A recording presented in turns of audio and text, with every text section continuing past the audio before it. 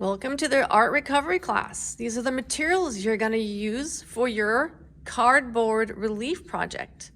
You're going to have some different colored construction paper, some white and black construction paper, a pair of scissors, some glue, a magazine, various sizes of cardboard, and then one piece that's labeled bottom piece, because this is going to be the bottom of your project and you're going to stack everything else on top of this. And you also have some string that you can use in your project as well. So these are the materials for your cardboard relief project.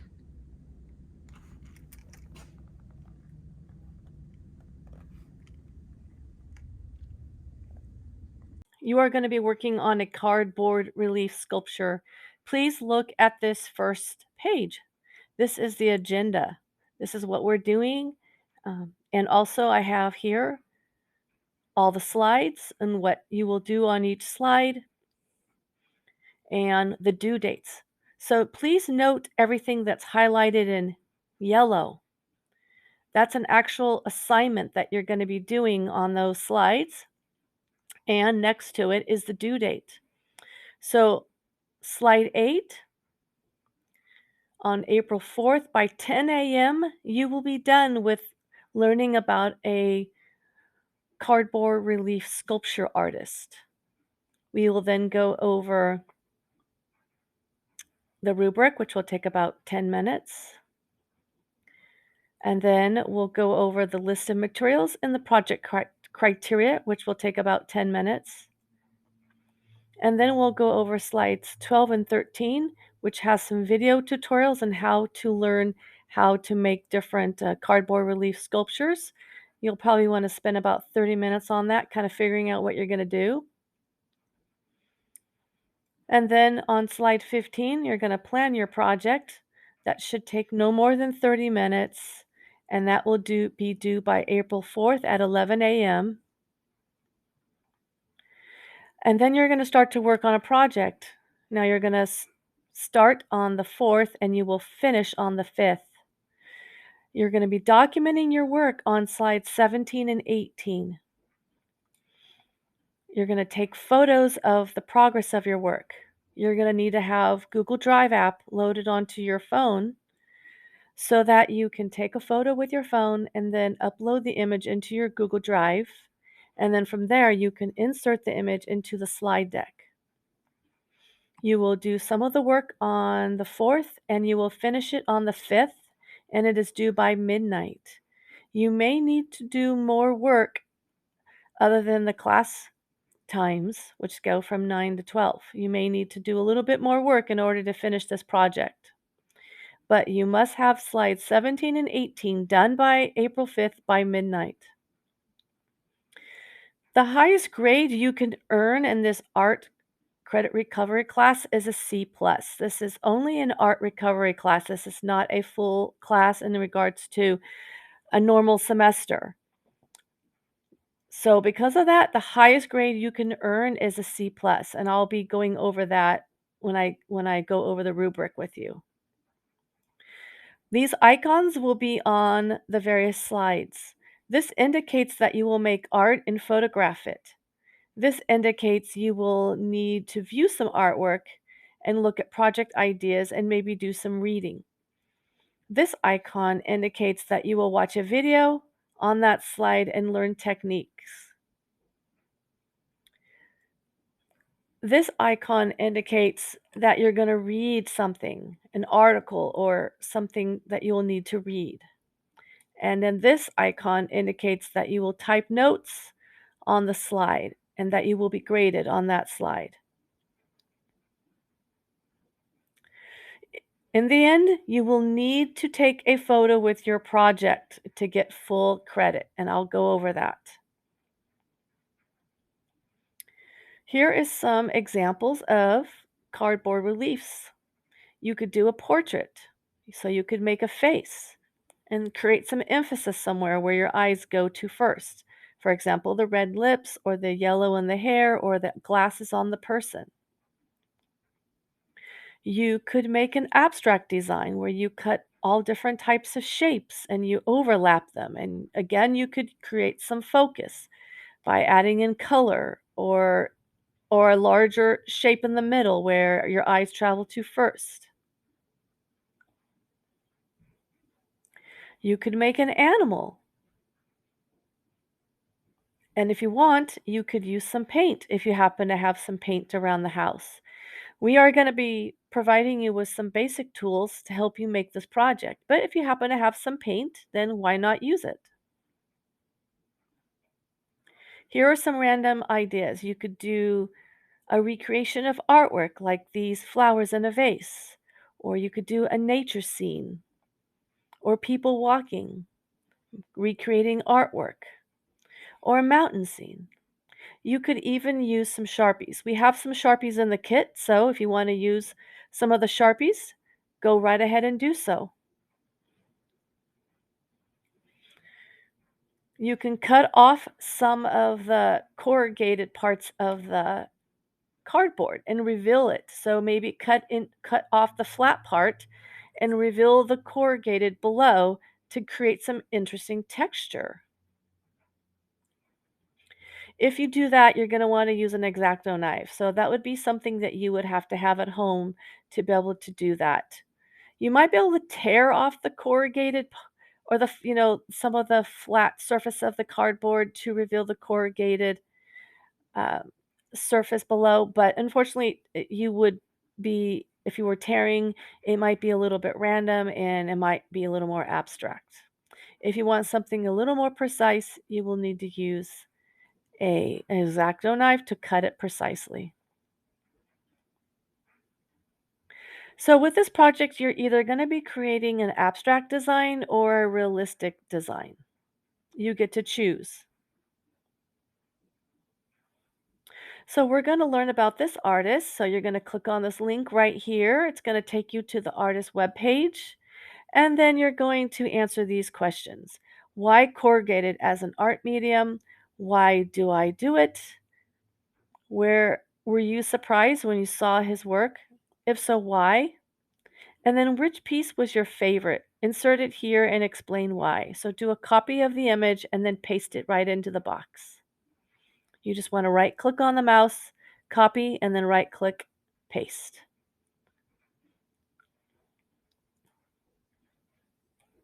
This will be due by April 4th at 10 a.m. All right, so here's the rubric that I wanted to go over with you. So we can see here that if your project looks like this column over here on the left, that you will be getting a C+. If your projects look like the two middle columns, you'll receive a C. And if your project looks like the far right column, you will get a C- on your project. If it's not done, you will get a 0.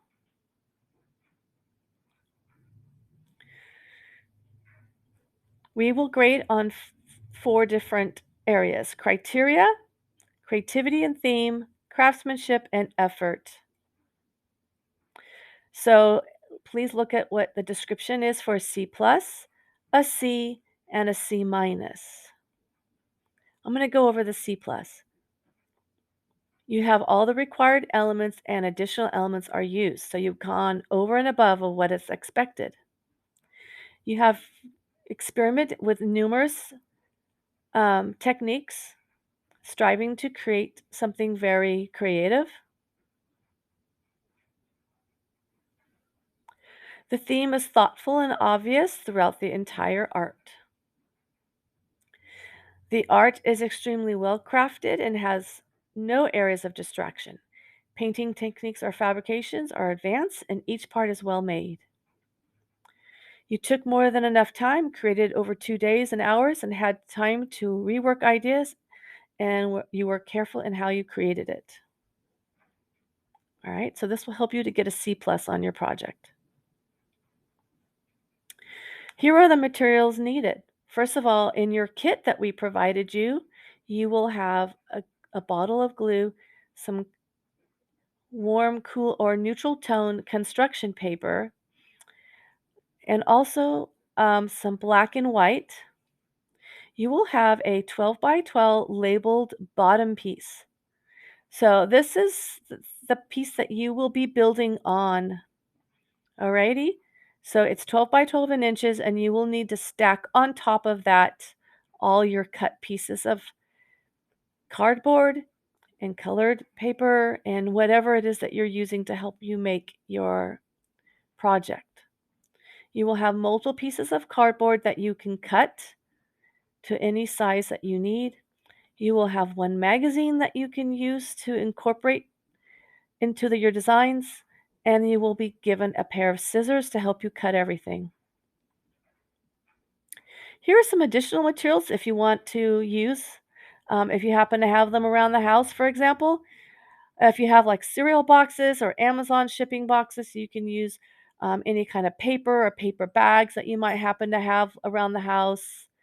Um, your project's going to need to be at least 3 layers, okay? So we'll be going over that a little bit. If you happen to have any magazines sitting around the house or more construction paper or newspapers, junk mail, white paper, anything you want to help you with your project, feel free to use. We will be giving you scissors, but if you have a utility knife that is like an X-Acto knife that you can use to cut into the cardboard to reveal the corrugated part of the cardboard, then go ahead and use it. Um, you may want to kind of like put your pieces together with some tape just to see how it's going to look, and then go in and glue everything. We will be providing you a pencil that you can use, but if you want to use other pencils, go ahead, like colored pencils or whatever. If you want to use markers or crayons or Sharpies, we will be giving you a black Sharpie, but if you have, let's say, colored Sharpies or paint that you want to use, feel free to do that. So for here example, we have an example of a balloon in the sky, and we see that some paint was used to help decorate that balloon. All right, here's the project criteria. You will create either an abstract design or realistic design, and you will pick one. So look on slide 7 to give you some ideas. When thinking about your layers and how they will come together, you want to make sure that you maybe go in first and kind of draw on the cardboard and the paper before you do any cutting, okay? Make a cardboard base layer first, which is the 12 by 12 piece of cardboard we gave you. That's the base. And then from there, you're going to connect all your pieces on top of that, cutting them and laying them on top of each other to see how they look. Once you like it, then glue it all down. You will need to have at least 3 layers of cardboard relief to give it some depth so it's not super flat. You want to have at least 3 layers. Keep in mind you may have more than 3 layers, and if that is the case, that is fine. Um, but minimally, you need to have at least 3 layers, okay? Um, if you want to use the magazines, feel free to do that, but please do not cut out recognizable items such as a face or an object. Instead, use the color or the texture in the magazines to help you with creating your interesting designs that you're going to be creating, right? It's either going to be an abstract or it's going to be realistic.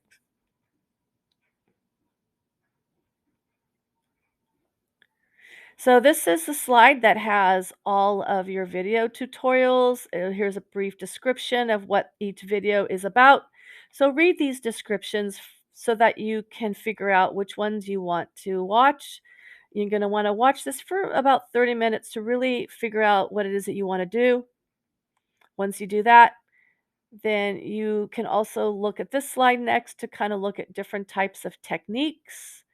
You can cut it, you can bend it, spiral the paper, you can roll the paper, you can cut away the corrugated layer to show some texture. You can tear at paper or newspaper. You can fold the paper to give it a 3-dimensional effect. You can crumble up the paper. You can cut color construction paper or magazines. You can use white paper or other colored paper um, from the magazines. And you can also paint if you want. You can add paint to the white paper or to the cardboard, or you can use crayons or markers or whatever you have. This is a quick planning of your project. Here's an example. So you're going to answer these questions.